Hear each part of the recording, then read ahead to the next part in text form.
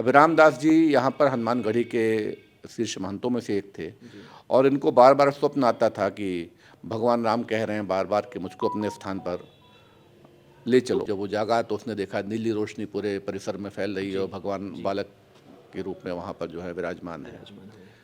पाकिस्तान में जब वहाँ पे ये प्रसारित किया गया कि भारत में हमारे द्वारा छोड़े गए अवशेष जो हैं, जो हमारे धार्मिक स्थल हैं, वो सुरक्षित नहीं, तो रात 12 बजे हमारे बाबा का सारा सामान निकाल के सरकारी बंगले से, वो लोरपुर हाउस एक स्थान यहाँ पर था, वहाँ रहते थे, सुभाष चंद्र बोस जिनको कहा जाता है, उनका भी जो अंतिम क्षण था जीवन का वो इसी राम भवन में ही बीता। राम भक्त मजिस्ट्रेट ठाकुर गुरदत्त सिंह, उनके घर पर हम मौजूद हैं और हमारे साथ हैं उनके पौत्र शक्ति सिंह। ठाकुर साहब का जो योगदान है उसे कोई भूल नहीं सकता। 1949 का वो क्षण जब ठाकुर साहब ने श्री राम के लिए सबसे बड़ा काम किया। आज उन्हीं के पौत्र शक्ति सिंह हमारे साथ हैं, तो उनसे जानते हैं। बहुत बहुत स्वागत है सर आपका इंडिया.com पर। धन्यवाद सर, वो पल बताइए जब ठाकुर साहब ने सबसे पहले श्री राम के लिए यहाँ पर जो रूपरेखा रखी, जो उनका योगदान था, वो जो 3 दिन की कहानी है वो हम जानना चाहेंगे। देखिए, वैसे तो राम जन्मभूमि का इतिहास सैकड़ों साल पुराना है, लेकिन जो सबसे निर्णायक क्षण आया था उसके अंदर वो था 22-23 दिसंबर 1949 की वो रात, जिस रात भगवान राम प्रकट हुए थे। उस समय यहाँ पर जो अधिकारियों की टीम थी वो ठाकुर गुरदत्त सिंह यहाँ पर सिटी मजिस्ट्रेट थे, के नायर यहाँ पर जिलाधिकारी थे, कृपाल सिंह यहाँ पर कप्तान थे और वीर सिंह यहाँ पर जिला जज थे। ये चारों लोग पूरी तरह से इस मुहिम में शामिल थे और इनके ऊपर जो परोक्ष रूप से जिसे कहा जाए कि जो आशीर्वाद था वो था महंत दिग्विजयनाथ का, जो गोरखपुर के पीठाधीश्वर थे उस समय। कई ऐसे मौके आए जबकि ये लोग किसी कारण से विचलित होते थे तो उनको संभालने का काम जो है महंत जी करते थे। जैसे कि एक बार ये भी क्षण आया था कि जब पूरी प्लानिंग हो गई थी कैसे कैसे क्या करना है, तो उसके बाद नैयर साहब थोड़ा सा इसमें विचलित हुए और बोले कि भाई ये काम ठीक नहीं है ऐसा करना। इस तरह से उन्होंने शुरू में बातें रखी थी, जैसा कि बाबा ने मुझको पूरी बात बताई थी। तो उसमें महंत जी ने फिर आके उनको समझाया कि नहीं भाई, अब जो भगवान राम प्रकट होना चाहते हैं तो भगवान राम को पूरी तरह से उनको सम्मान दिया जाए, उनको प्रकट होने दिया जाए। और जैसा कि अभिराम दास, जिनका ना आप लोग बार बार नाम सुनते हैं, अभिराम दास जी यहाँ पर हनुमानगढ़ी के शीर्ष महंतों में से एक थे और इनको बार बार स्वप्न आता था कि भगवान राम कह रहे हैं बार बार कि मुझको अपने स्थान पर ले चलो। तो उस वक्त क्या चैलेंजेस थे, क्योंकि सरकार नेहरू की सरकार थी और के नायर आप बता रहे हैं कि उस वक्त डीएम रहा करते थे और ठाकुर साहब सबसे प्रमुख भूमिका निभा रहे थे, तो क्या चैलेंजेस क्या थे कि सरकार और 2 अधिकारी जो प्रभु श्री राम को सरकार के एक तरीके से, ऐसी सरकार जो लगातार नई नई सरकार बनी थी, उसके बीच में उन्होंने प्रभु श्री राम की रूपरेखा रखी। देखिए, एक तो बात ये थी कि उसी समय देश आज़ाद हुआ था 1947 में, हिंदुस्तान पाकिस्तान का बंटवारा हुआ था और उसी के बहुत ही पास में ही कहा जाए कि 1949 में ये घटना घटी थी। और रही बात चैलेंजेस की, तो बहुत बड़ी बात थी उस समय अपने आप में इस काम को अंजाम दे पाना बिना प्रशासनिक अधिकारियों के। तो ऐसे में ये दोनों अधिकारी लोग जो थे ये तटस्थ रहे इस काम के लिए कि हाँ भाई, भगवान राम को प्रकट होना है तो भगवान राम प्रकट होके ही रहेंगे। और आपको मैं घटनाक्रम बताऊँ उस समय का, जब ये 22-23 की रात में एक रामदास नाम का एक साधु था जिसके बारे में बताया जाता था कि वो उस जो परिसर था जिसमें जो उसका राम जन्मभूमि का परिसर था उसकी परिक्रमा करता रहता था वो हमेशा, और सीताराम सीताराम का जाप करता था। उस परिसर में जो है पिछले 17-18 सालों से नमाज नहीं पढ़ी गई थी, लेकिन कब्जा उस पर जो मुसलमानों का था, बाबरी मस्जिद कमेटी का था और 2-3 चौकीदार वहाँ पर हमेशा जो है वो अपने ड्यूटी निभाते थे। तो रात में 12 बजे जब ये रामदास को तैयार किया गया कि तुमको ऐसा ऐसा काम करना है अभिराम दास जी के द्वारा, तो रामदास को बहुत खुशी हुई, भाई कितने बड़े काम को अंजाम देने का उसको मौका मिल रहा है। जो मूर्ति रखी गई थी वो रामदास के द्वारा रखी, रामदास और अभिराम दास जी ये सब लोग थे उसमें शामिल थे। तो रात में करीब 12 बजे रामदास जो है अभिराम दास जी के कहने पे पूरी मूर्ति और सब सामान लेके एक थाली, एक घंटा बजाने के लिए, शंख और कपूर, दिया, बत्ती सब जितना सामान होता है ये सब लेके अंदर कूदा वो। तो बरकत अली नाम का आदमी जो था उस समय चौकीदार था वहाँ पर, वो सो रहा था। तो कूदने पे जब आवाज़ हुई तो बरकत अली जागा। उसने कहा, पूछा कौन है? तो इसने, रामदास ने, वही जो घंटा इसके पास था वही घुमा के उसको मार दिया। उसका सर फट गया, वो गिर के बेहोश हो गया।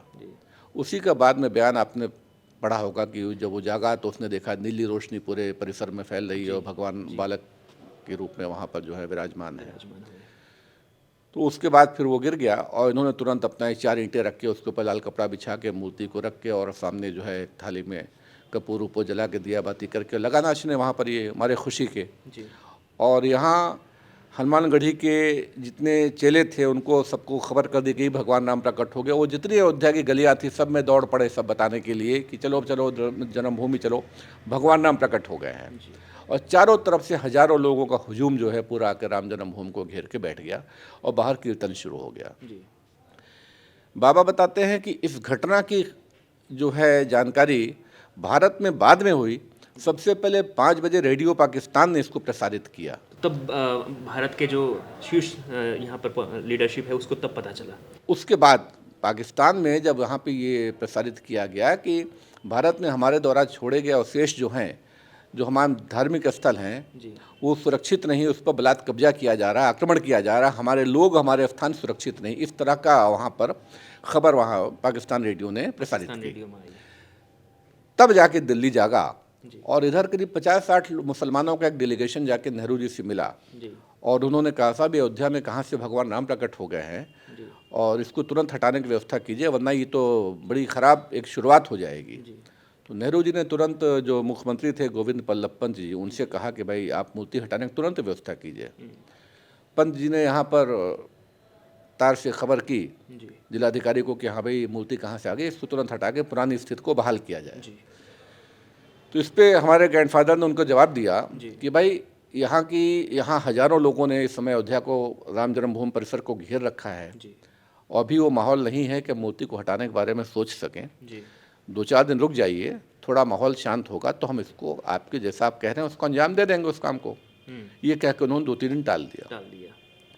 26 तारीख को फिर दोबारा जब लोग मिलने गए वहाँ, और दिल्ली में लगातार नेहरू जी से मिलने मुसलमानों का डेलीगेशन लगातार उनके ऊपर दबाव बनाता रहा कि किसी तरीके से तुरंत मूर्ति हटवाइए। तो उन्होंने पंत जी से फिर कहा कि आप खुद जाइए और मूर्ति हटवाने की व्यवस्था कीजिए। तो गोविंद बल्लभ पंत जी खुद चल दिए अयोध्या की तरफ मूर्ति हटवाने के लिए। यहाँ जब वो फैजाबाद के बॉर्डर पर पहुँचे तो बाबा हमारे वहीं पे, उन्होंने रिसीव करने गए थे उनको। उन्होंने हाथ जोड़ कर उनसे निवेदन किया कि माननीय मुख्यमंत्री जी, अयोध्या को 50,000 पब्लिक ने चारों तरफ से घेर रखा है और हम लोग वहाँ जाने की स्थिति नहीं बना पा रहे हैं। और एक बात और है कि जनता को ये एक आभास हो गया है कि शासन प्रशासन के लोग मिलकर मूर्ति को हटाना चाह रहे हैं। ऐसे में जनता आक्रोशित हो गई है, उद्वेलित हो रही है, वहाँ कुछ भी हो सकता है, इसलिए आपका वहाँ जाना उचित नहीं रहेगा और बेहतर है कि 2-4 दिन रुक जाइए, थोड़ा माहौल शांत होगा तो जैसा आप चाहते हैं वो हो जाएगा, लेकिन अभी वो माहौल ठीक नहीं है। ये कह के उन्होंने मुख्यमंत्री को बॉर्डर से ही वापस लौटा दिया। मुख्यमंत्री बहुत नाराज़ होकर गए, ठीक है मैं जा तो रहा हूँ लेकिन अब यहाँ वही रहेगा जो या तो मूर्ति को हटाएगा और मुझको आने की व्यवस्था दे पाएगा।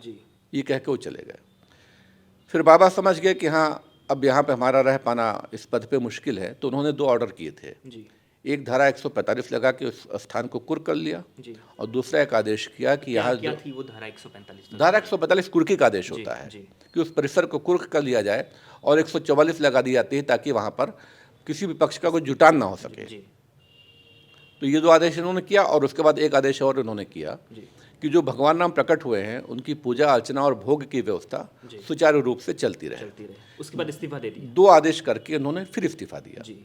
तो इन्हीं दोनों आदेशों को कलेक्टर ने, नैयर साहब ने भी आगे बढ़ाया और उन्होंने इसमें एक कदम और आगे बढ़ते हुए 2 पुजारियों की नियुक्ति कर दी कि जो वहाँ पर उस स्थान पर रहेंगे, 2 पुजारी और जो भगवान की पूजा अर्चना की व्यवस्था करते हैं। सरकार और 2 अधिकारियों के बीच में कितना चैलेंजिंग कितना था अधिकारियों के लिए कि सरकार जहाँ पर आपको उन्हें कह रही थी कि आपको ये काम बंद करना है और नहीं, ये इस काम का अंजाम तो बाबा को तुरंत ही भुगतना पड़ गया क्योंकि जैसे उन्होंने 2 आदेश किए और अपनी नौकरी से इस्तीफा दिया क्योंकि जान गए थे कि हमारा रह पाना मुश्किल यहाँ पर है, उन्होंने इस्तीफा दे दिया। तुरंत यहाँ पर फिर प्रदेश सरकार का आदेश आया कि इनको जो है सरकारी आवास से तुरंत बेदखल किया जाए। तो रात 12 बजे हमारे बाबा का सारा सामान निकाल के सरकारी बंगले से, उलूरपुर हाउस एक स्थान यहाँ पर था, वहाँ रहते थे, सारा सामान इनका सरकारी बंगले से निकाल के बाहर फेंकवा दिया गया। और ये फिर पूरी रात सड़क पे रहे उस ठंडक की रात में कि हाँ मैं जाऊँ तो कहाँ जाऊँ। फिर सुबह परिवार, बच्चे, परिवार सब, पूरा परिवार के साथ, जी, हमारे पिताजी थे, सब लोग थे। तो उसके बाद फिर जाके उन्होंने लाल बाग में एक स्थान पे शरण लिया उन्होंने, फिर किराए के मकान तो रहने लगे। फिर उसके बाद इनकी पेंशन जो है वो बंद कर दी गई जी, इसी कांड को लेकर। जी, लेकिन फिर तब तक ये जनसंघ इन्होंने ज्वाइन कर लिया और श्यामा प्रसाद मुखर्जी के साथ फिर ये कश्मीर चलो आंदोलन में शामिल हो गए। जी, फिर वहाँ पे क्योंकि क्रांतिकारी विचारों के शुरू से रहे ये, जी, फिर उसके बाद वहाँ उनको उन्होंने ज्वाइन किया और उसके बाद फिर ये मुखर्जी साहब के साथ ये तिहाड़ जेल में बंद भी हुए फिर ये। अच्छा, सुभाष चंद्र बोस से जुड़ा भी बाबा जी का एक ठाकुर साहब का किस्सा है, उनके साथ रहे। नहीं देखिए, उसको हम ये नहीं कह सकते जुड़ा हुआ, लेकिन ये जो सरकमस्टांसेस आ रहे हैं, जी, जैसे जिनको गुमनामी बाबा बोलते हैं, आप लोगों ने सुना होगा, सुभाष चंद्र बोस जिनको कहा जाता है, जी,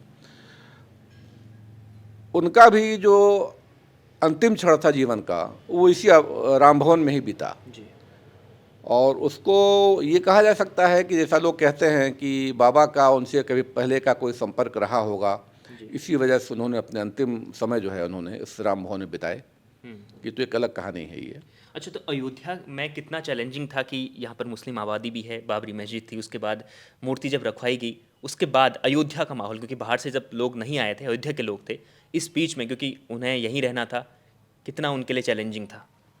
देखिए, एक बहुत अच्छी बात ये रही कि अयोध्या को लेकर पूरे देश में दंगे होते रहे, जी, लेकिन अयोध्या शुरू से इसमें आज तक शांत रहा।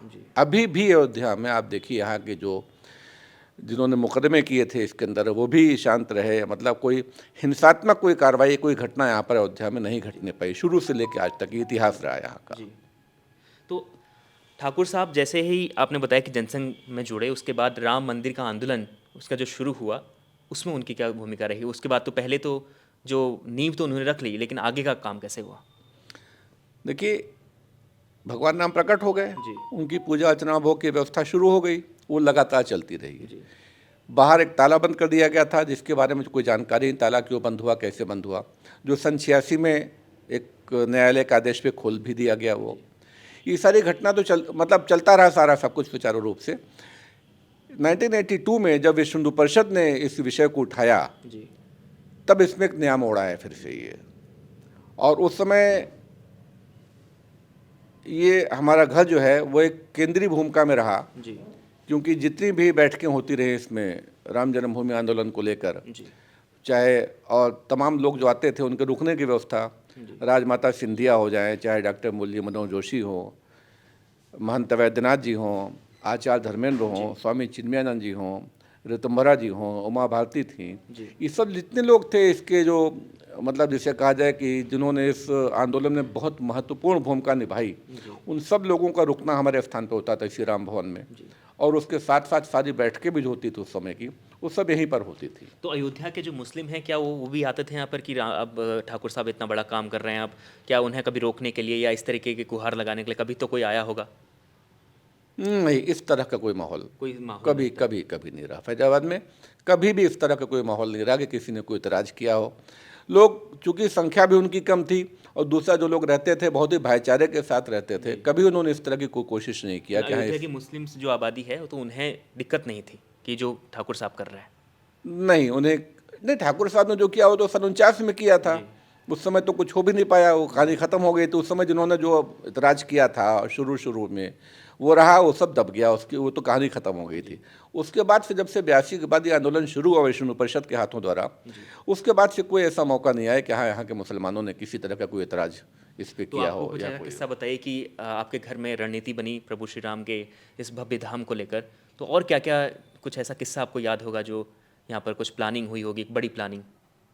नहीं, जितनी भी घटनाएं घटती गई इसके अंदर, उसकी सबकी योजनाएं तो ही बनती थी। और हमारी माता जी एक इसमें जो बना था, श्री राम जन्मभूमि मुक्त यज्ञ समिति बनाई गई थी, जिसमें गोरखपुर के जो पीठाधीश्वर थे महंत अवैधनाथ, वो उसके अध्यक्ष थे। हमारी माता जी उसकी उपाध्यक्ष बनाई गई थी, राष्ट्रीय उपाध्यक्ष बनाई गई थी।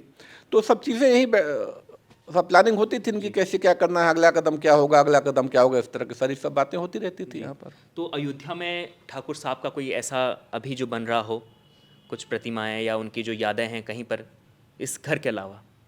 नहीं, आप देखिए, एक पुस्तक लिखी थी युद्ध में अयोध्या, जी एक बहुत ही महत्वपूर्ण पुस्तक थी जिसको कि सुप्रीम कोर्ट में भी उस पुस्तक को शामिल किया गया था।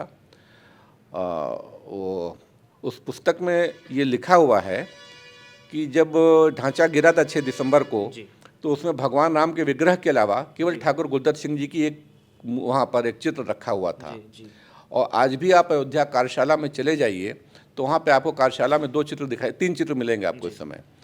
एक हमारे बाबा का चित्र है ठाकुर गुरदत्त सिंह का, एक रामचंद्र दास परमहंस जी का, और तीसरा माननीय अशोक सिंघल जी का। जी। अच्छा, मेरे हाथ में जो किताब है इसमें राम भक्त मजिस्ट्रेट लिखा है, तो ये नाम है, तो ये इस नाम की कुछ कहानी बताइए, कैसे नाम पड़ा?